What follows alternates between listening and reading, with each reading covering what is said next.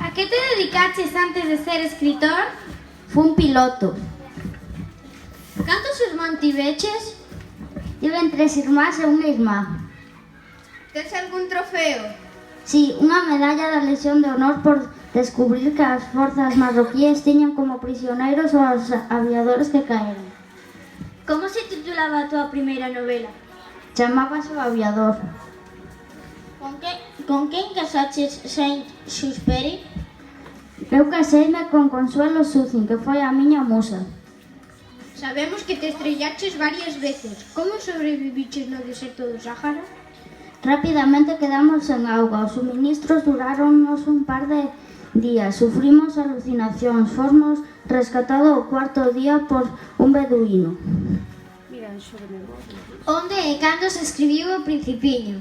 O Principiño escribino en Estados Unidos durante a miña estancia de 27 meses. Que estudaches antes de ser piloto? Estudei arquitectura na Escola de Belas Artes de Francia e na que nunca rematei a carreira. Cando desapareceches e onde foches achado? Desaparecín o 31 de xulio de 1944 e atopáronme despois de varios días en Marsella.